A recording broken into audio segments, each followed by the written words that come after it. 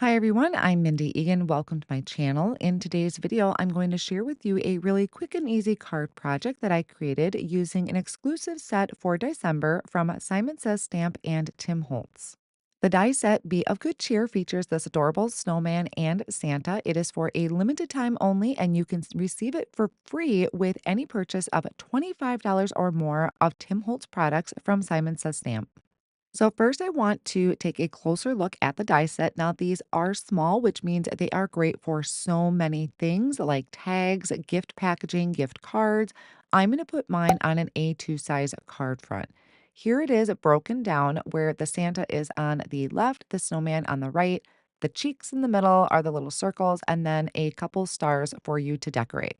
I went ahead and die cut all of my pieces out from some scrap cardstock. I have two different shades of red because with Tim's dies, it does include like a shadow layer, for instance, Santa's beard and hat, and that's also going to have a shadow layer in a gray cardstock. I did speed up me gluing these together, but I did want you to actually see how I placed everything. Now, I think in Tim's, when he did a live with Heidi for this, I think he ran his through like a sticker maker so that it already had adhesive on the back of the die cut pieces. I tend to rely a lot on my liquid glue.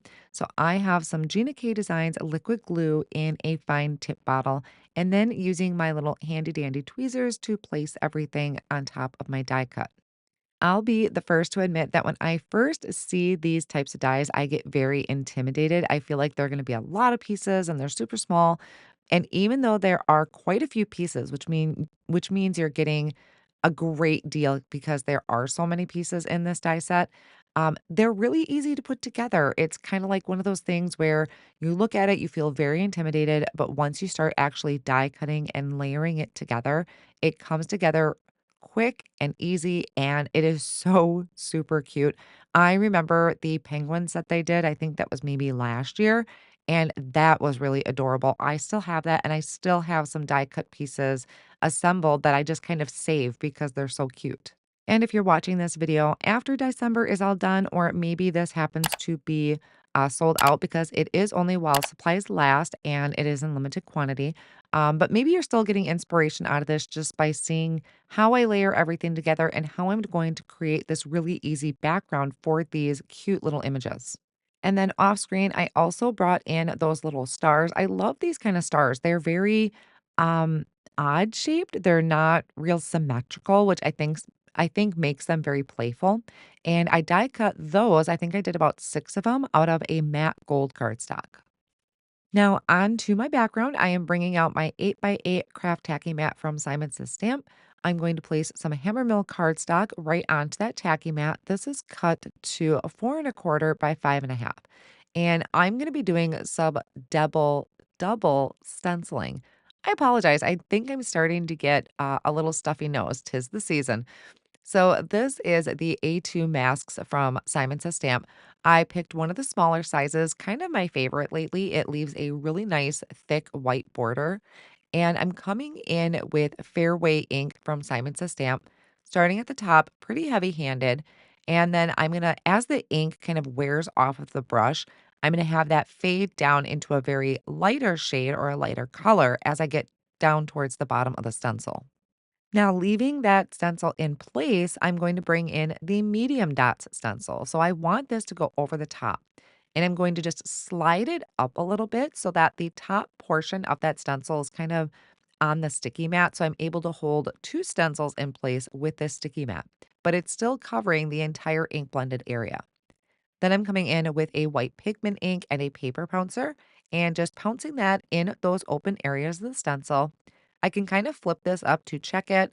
I'm pretty happy with that. So I'll just put everything away and then I can carefully peel up my stencil. So you'll notice that with the white pigment ink, it gets a little fainter down towards the bottom, which I think also kind of plays into this ombre effect.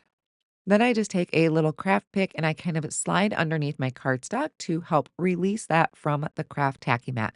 Now, because I have quite a bit of ink on here and it is white pigment ink, I'm going to use a heat tool to help speed up that drying process so I don't smear anything when I go to attach it to a card front.